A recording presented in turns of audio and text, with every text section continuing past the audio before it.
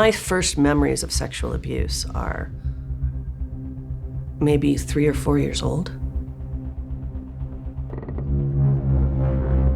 It was my brother Jim coming in the middle of the night and putting his hands on me, and my curling up in a ball tighter and tighter, trying to get away from it, and not really understanding what was going on. You know, I'm a little child and I'm trying to stop whatever it is that he's doing, only because I think I probably knew somehow that it was wrong, and I didn't like it. But I also was terrified to try to stop it. I didn't know what to say. You just pretend it's not happening. And you think that maybe it's love. Maybe this is love. Him having his hands all over me is love. And I think he was very good at making sure it was only one child in that room when it was happening, whether it was Margaret or me or Matthew or Peter.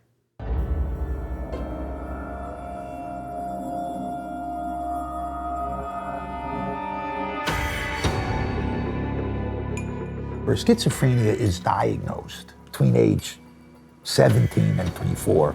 It's a tragic story. To be the part of the Galvin family is to be part of a tragedy. This mutation was present in every person in that family who had schizophrenia. They might hear voices. They can command them to do things.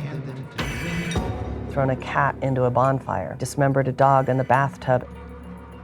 This family gave us hope that there might be a chance to cure schizophrenia. He shot her first, and then he shot himself.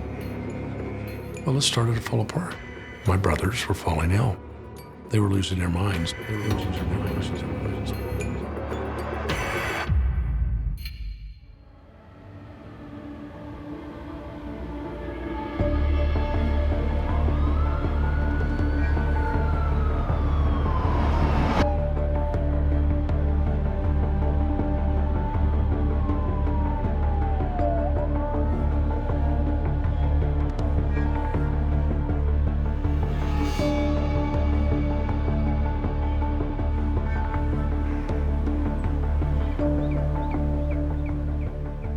I remember my father coming and waking us up in the night to tell us that Brian had had an accident and had been killed.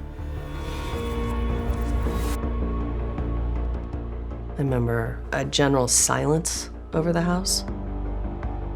I remember my mother crying a lot in her bedroom with the door shut. I remember a lot of tears. Complete disbelief in the family. How could such tragedy happen? I was devastated. My parents were totally devastated. Life is supposed to be your kids outlive you, not something that happens before, to die before you do. And so everyone was shocked.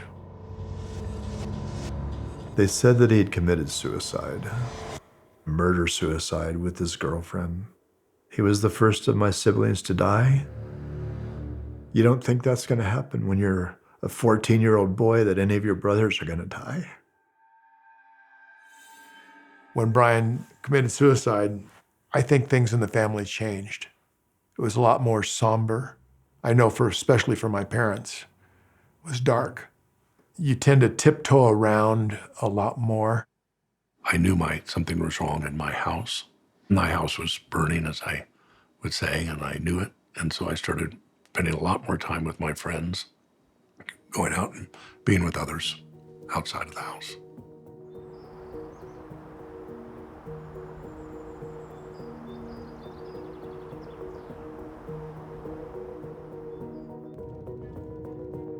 Kathy and Jim became my father and mother figure.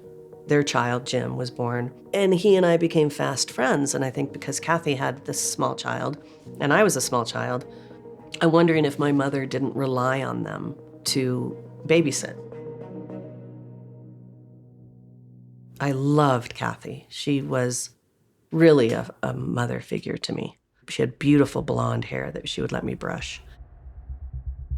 Jim was probably the most highly functioning of my schizophrenic brothers, and he held a career as a bartender for a lot of years. I really didn't know that Jim were schizophrenic while I was growing up. I mean, we spent a fair amount of time at his home, even on sleepovers from time to time. Jim, I think the disease affected him differently than Don. And of course, you hear of the sexual abuse of my sisters from my older brother, Jim. The abuse was chronic. You know, I'm going from like 3, 4, 5, 6, 7, 8, 9, 10. You know, this is continuing on a regular basis. I don't know how often. I'm thinking it was maybe most weekends, but it was either be there with that or be at home with Donald, which was terrifying too. I mean, because Donald had his outbursts. He was not without us having to call the police and him having to go to the hospital, whether it was attempted suicide or whether he was getting in a fight with my father. I remember Dad and Donald getting into fisticuffs. They had a very big brawl. I mean, there were some moments that I've heard about with Donald trying to strangle my mother and kill her. That had to be frightening. My sister Mary, she had a very difficult position in the family, being the youngest. She saw it all. Physical violence side in the house. It was like choosing the lesser of two evils. It was like you could be at home with Donald, or you could be at Jim and Kathy's and endure his sexual abuse. And you also keep it a secret. One, no one's gonna believe me. Like if I was to go to my mother, she was emotionally probably unavailable at this time. So I'm not sure I felt safe going to her. And you want to go to the zoo and go ice skating. So you don't want to upturn the apple cart because that's the one place you feel like you're getting some normalcy, getting to be around what felt like a more normal environment than schizophrenia. And so it's almost like you were willing to tolerate it. It was sort of like the price you had to pay. So I don't know which was worse. I probably would have been better off at home with Donald for sure. I would not have had endured sexual abuse at the hands of Jim. Of course, athletes are in a competitive situation, but so are most teenagers these days. They compete for approval and acceptance, and then they compete pretty well. My younger brothers were all good athletes, as the older ones were. But we all played hoops together at the gym or swam together. We were all on the swim teams. I was really the one that was in the forefront of the hockey. My brothers were coming up in the ranks, where I was much older, so I was doing my own thing. Those four, the younger ones, Joseph, Mark, Matthew, and Peter, they were more of collectively a group, very competitive. I was the best. Each of us, we were all selected to the city all-star teams. We were very good players, the whole family. My youngest brother, Peter, was a silky smooth kind of player, just glided on the ice. He was effortless in the way he played the game.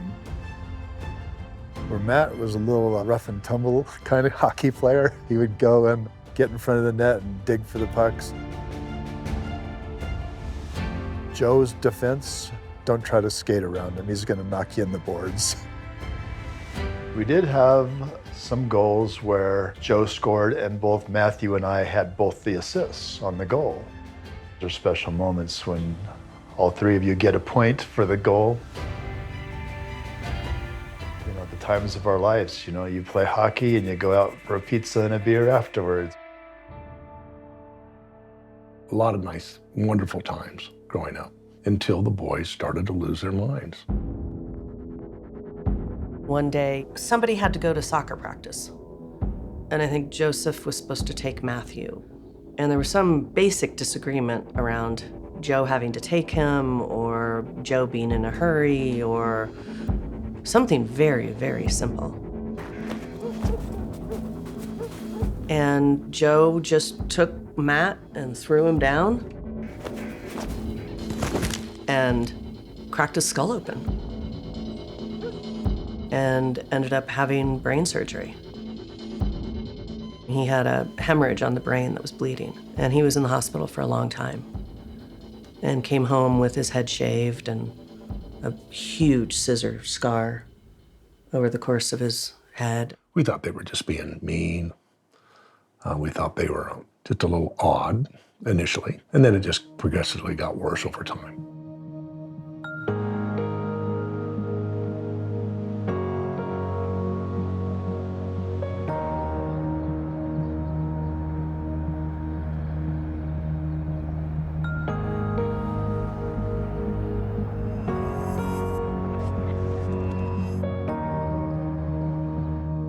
Dad's political prowess in Washington and elsewhere enabled him to have great contacts with some of the wealthiest people in the country. So he wrote to these wealthy people all over the country for grants to help out, and they did. Like the modern day Robin Hood, getting money from the wealthy to give to the poor.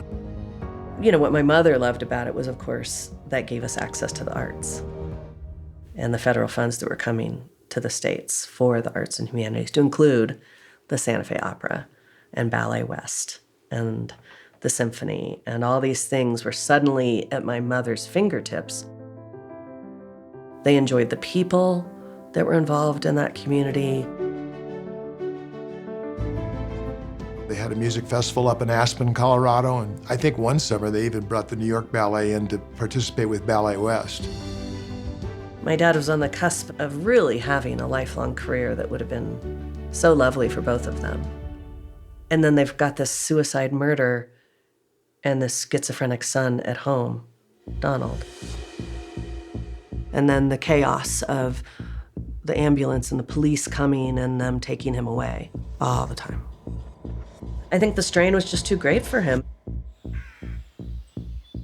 So he would get up and take Peter to hockey practice in the morning on his way to Denver.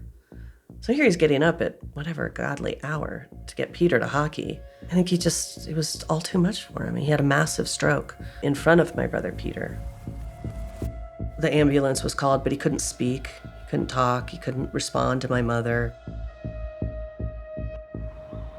And so the ambulance came and took him, and my understanding was that he was in the hospital for 6 months after. Massive stroke. And then when he came home, he was quite diminished. He wasn't himself. Because suddenly our income was cut enormously. So suddenly they were having to figure out how to rub nickels together. And so I think that my parents went under enormous financial duress at that time. There were no more trips to go to Aspen or to Salt Lake or Santa Fe for the opera.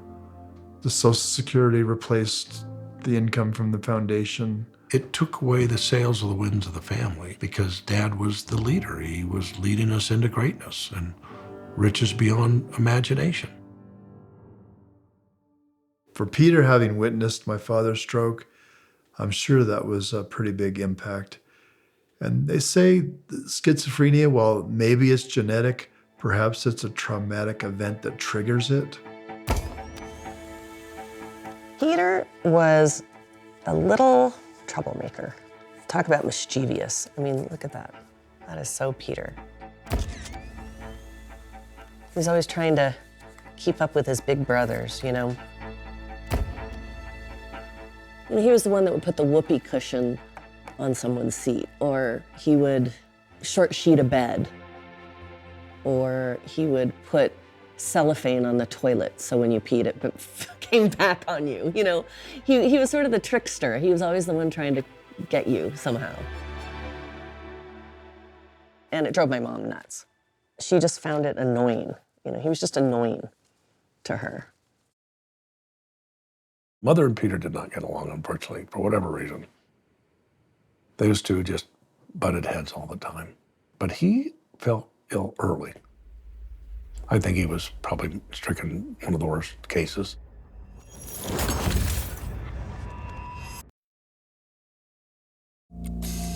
Don, Jim, Brian, now Peter. He became ill at a much younger age, 14 years old.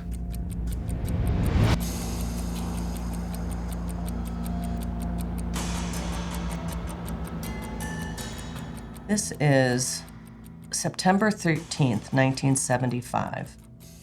And this is Peter Eugene Galvin, age 14. He was admitted in September and went home 2.5 months later in November. That would have been 4 months after my father had had a massive stroke. The behavior increased markedly since the early summer period.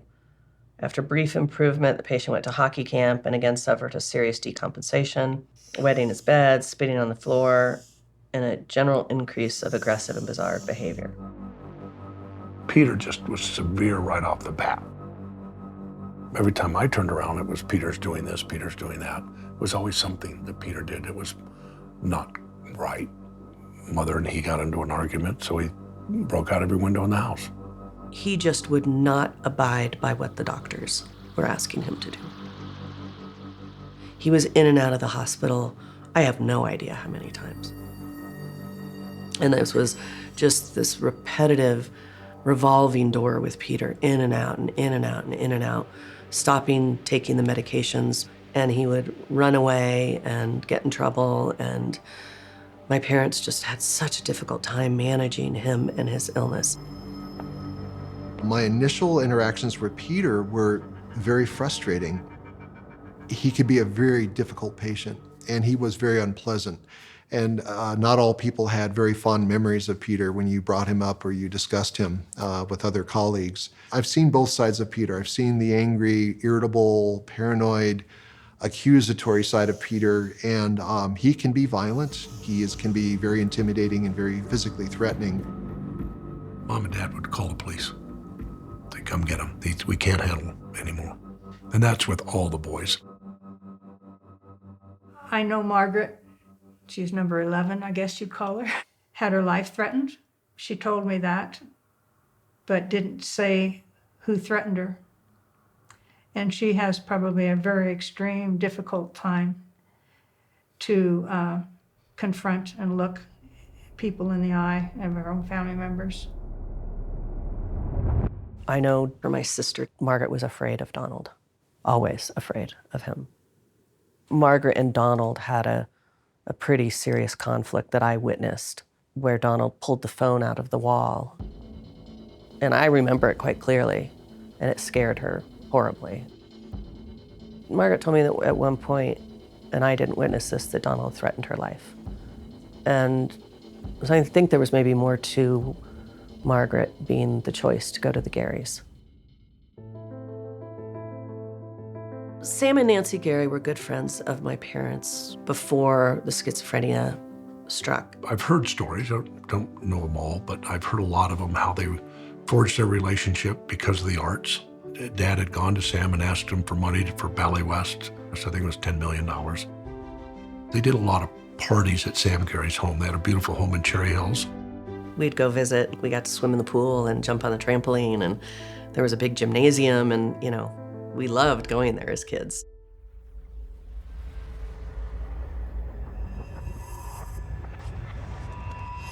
After the disease got a hold of my brothers, the house was not suitable for my sister to live in anymore because of the violence and things that went on.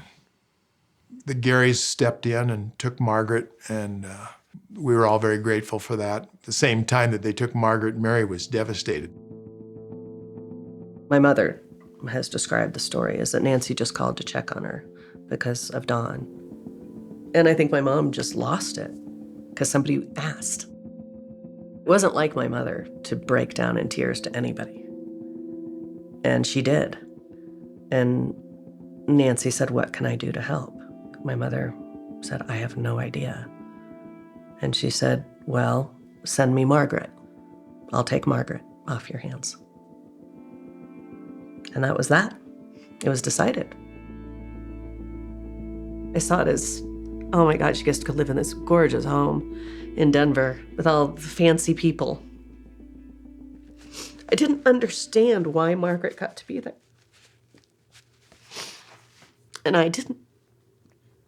I did not understand that.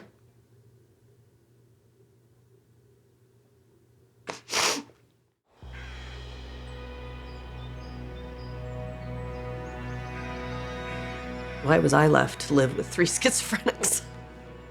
I was angry. I was furious. But I couldn't show it. Because being angry meant that maybe you were becoming mentally ill. Raising your voice, yelling and screaming, or crying was what people with mental illness did.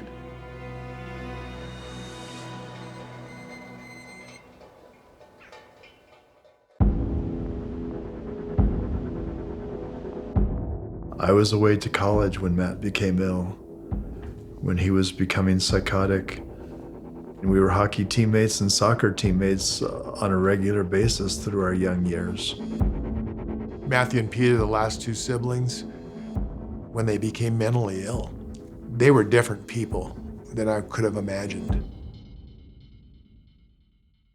Matt was definitely my protector. He hung out with me. He was willing to give me the time of day, even though he was in high school. We drove to soccer practice every day together and played the Beatles on the cassette and sang songs. He was somebody else that I could spend time with that was not Jim. I remember Matt becoming ill.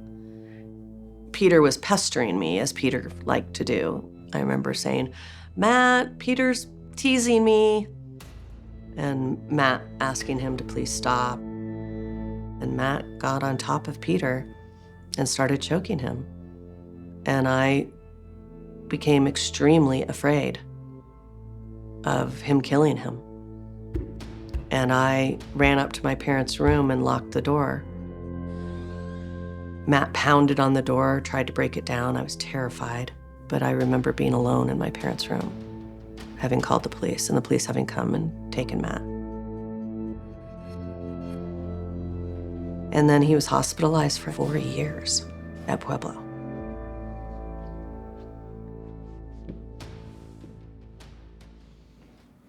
Good to see you.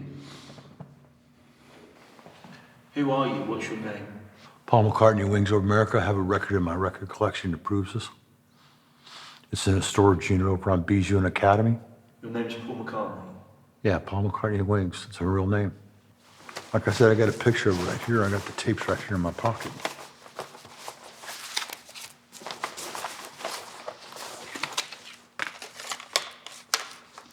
Let It Be, 1968. Have you got schizophrenia? They say that I have schizophrenia. I'm not schizophrenic, but I have something called schizophrenia, which is a synapses of the brain functioning in a proper way because of brain damage. I might have been a little schizophrenic because I was with a lot of people that were schizophrenic, but it doesn't make me a schizophrenic. How do you feel schizophrenia has affected your life? Well, schizophrenia was used by the doctors as an excuse to abuse me. They would actually drug me with the needle for 20 years. They put me on Clozaril for 36 years. And over the years, I'm just getting tired of it. I got tired of the whole scene. The whole scene was just a nightmare because it really didn't do anything for me. It just makes me think that psychiatric medication is not needed in my life. I just want to express myself. But what do you do when your friend John Lennon gets shot by Mark Chapman? I'm no Mark Chapman.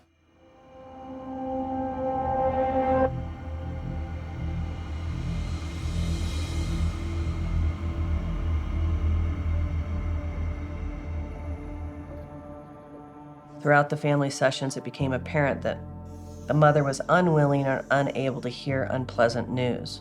There's a feeling of emotional distancing exhibited by many siblings in the family. The family structure appears to be dominated by a powerful and controlling mother. The patient's father is undoubtedly handicapped by his recent stroke. However, it is not quite clear how much more of a force he was before this incident. The family is extremely religious and rigid in their style. They are not given permission to disagree with their parents, especially mother, nor are they able to tell her anything which she would find disapproving. When these guys were falling, one at a time, I felt that John's mother, she might have had a role in it. I don't know why I thought that at the time. But I think that's all where the research was pointing at the time. They talked about the schizophrenic mother, the mother who raises schizophrenics, and we wondered who was going to be next. We never thought Peter would go. Matthew, no, never thought that. And they were normal kids. They were just normal people, normal kids.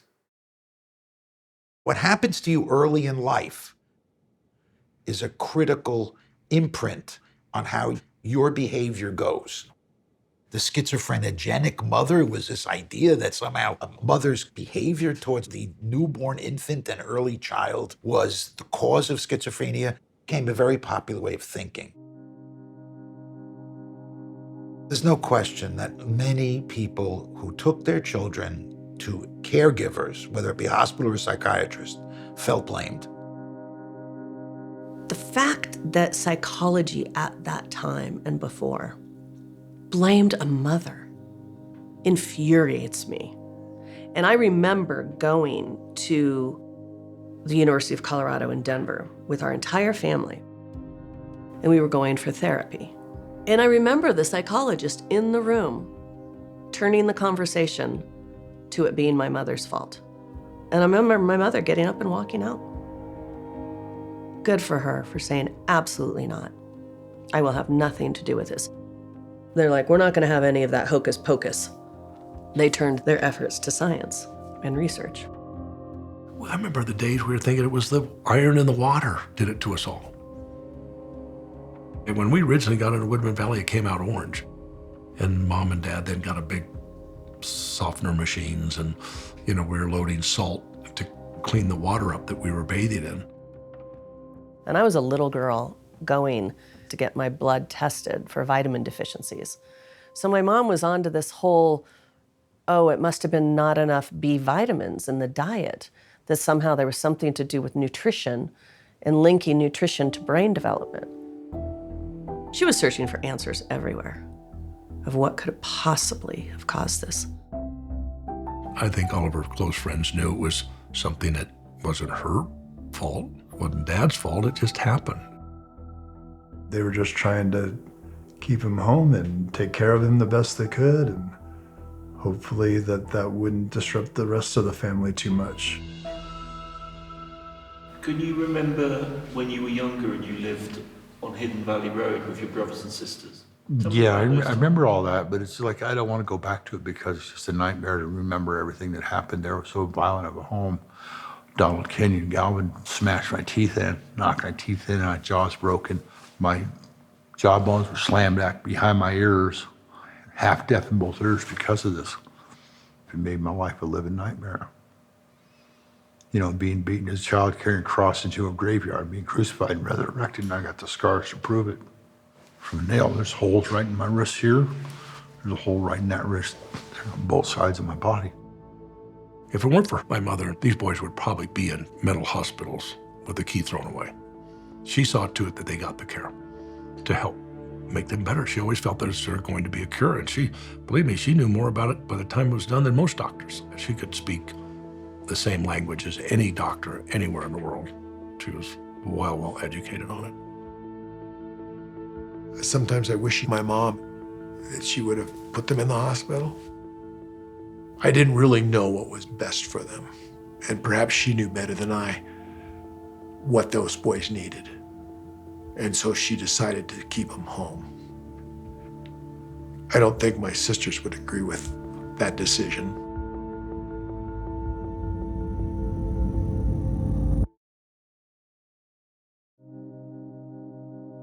So Donald, Matthew, and Peter were not well and were living at home with me.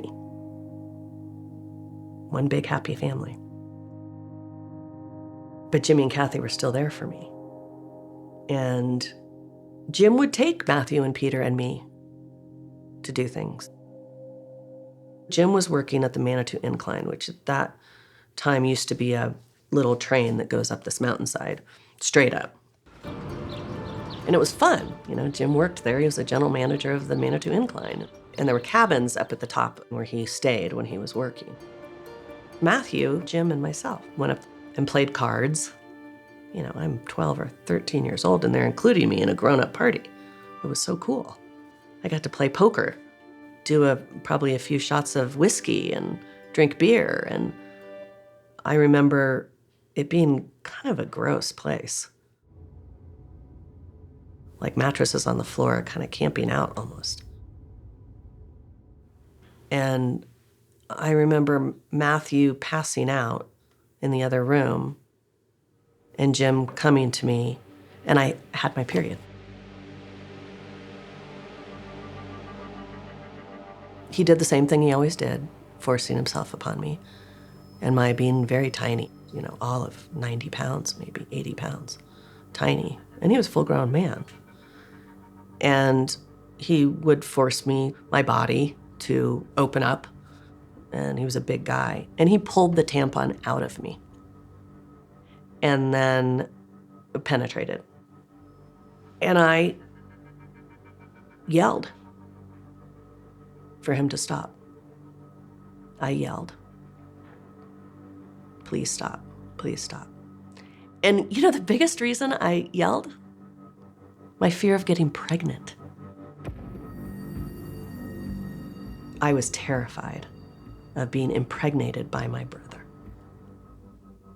I laid there, he, you know, went off and went to bed or whatever, and I laid there in a ball, just sick. And I remember the next morning wanting to get out of there. I wanted to go home. Take me home. I want to go home. When I got the courage to tell my mother that this had happened with Jim, I just remember saying, Mom, I need to talk to you about something. She was very dismissive, like it was no big deal. She wasn't horrified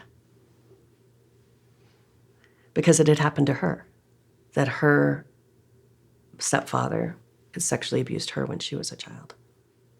It's like, yeah, welcome to being a woman, welcome to life.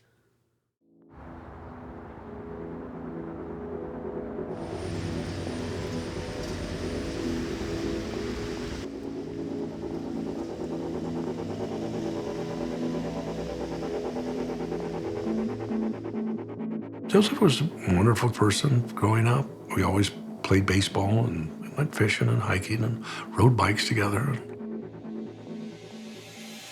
When he graduated from high school, my father really complimented Joseph on leaving the house and getting a job and working. He got out and he started working for the airlines. My dad was really proud of the way he handled himself and the way he got into life. And then it just seems like overnight, out of the blue, all of a sudden he was hearing voices in his head. Wow, it was just a big surprise.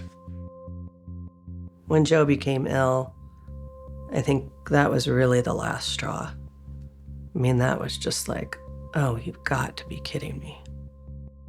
Joseph knew of the problems Matthew, Peter, Don, Jim were having. He probably felt it was happening to him. Maybe depressed being alone triggered it. And then he came home and then he was followed the suit of the rest of the boys that were ill. He always complained about hearing voices in his head when he came home. He didn't really say what they were saying, he just said that he had them. And they would never leave him alone. Like, it was something that drove him to distraction. God was telling me to do this. You know, that's what he was saying. Can't you hear it? God's telling me to do this. God, I'm hearing these voices in my ears telling me to do this, and it's bad, and it's not good. I don't want to do this. So he was always fighting it. He couldn't handle his schizophrenic state of being. You know, he was able to just say, oh, Mary, I wish they would just stop. I just want them to stop. And he would often wear headphones and listen to music to try to drown them out. I went out in the car with him to try to understand this disease, and I listened to him go on about the voices in his head and that he couldn't get rid of them. And it was just constant. Joseph was the last of them. And then it was just managing 5 boys that were not well.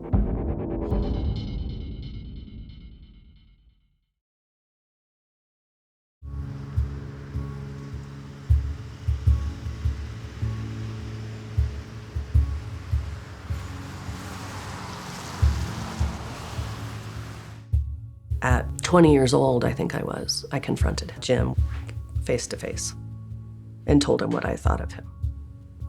And he told me I was a liar, that it never happened.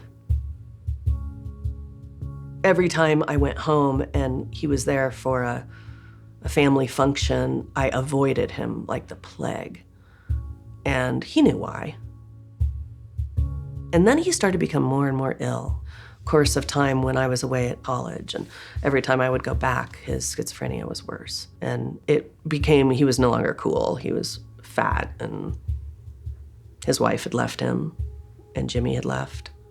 The two of them had both run away to California. I never saw them again.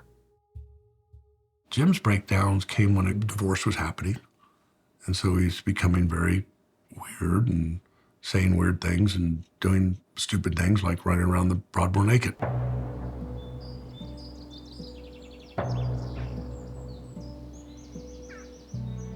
I remember coming into the house irritated, yelling and screaming at Mother for being in his terms, a bad woman.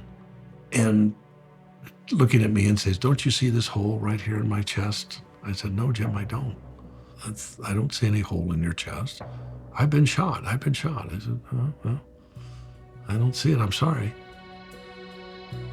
No, I just brushed it off as an illusion of his mental illness. Call it schizophrenia, call it whatever, but he just had illusions. And just went about my life. Next day, he was passed away. He's dead. They left us. Do you miss him? Jim, no. He was nasty, mean. He was a bad influence all my life. He was totally disruptive. No.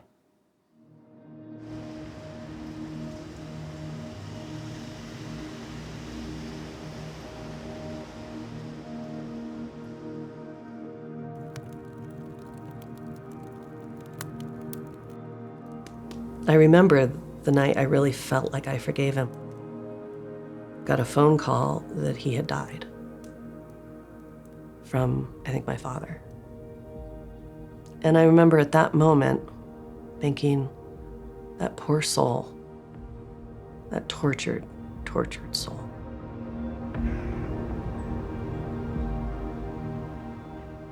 I think Jimmy probably was one of the worst. Peter and Jimmy, I think, were stricken with the worst violent tendencies and unruly tendencies.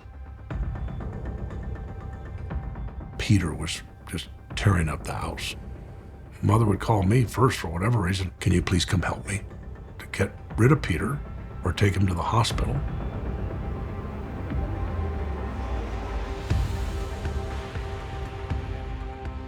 This 18-year-old single Caucasian unemployed male was admitted on January 25th, 1979. He had been behaving in a bizarre, hyperactive manner which was intolerable to his family.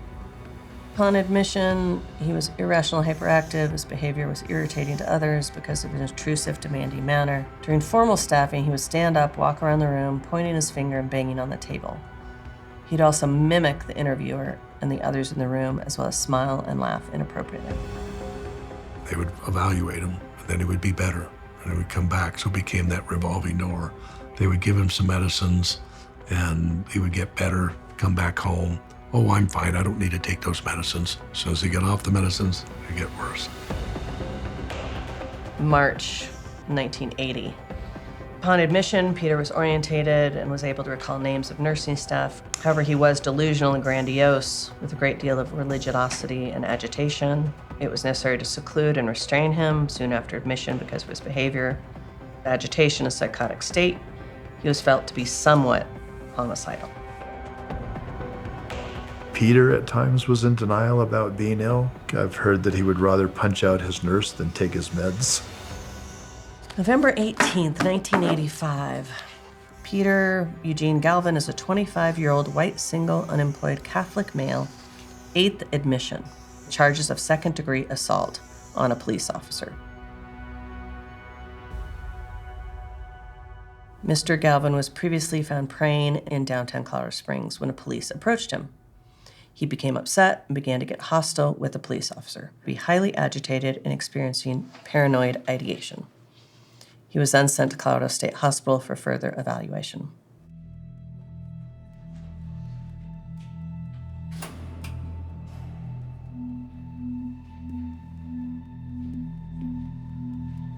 The hills are alive with the sound of music. The songs have been sung for 1,000 years. The hills are alive with the sound of music.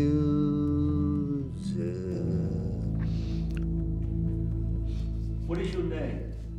Peter Eugene Galvin, son of Dr. D.W. Galvin. Do you feel that you've got a mental illness? No. I'm all healed up with all the doctors and nurses. I'm all healed up. And I'm St. Peter who works at the state hospital.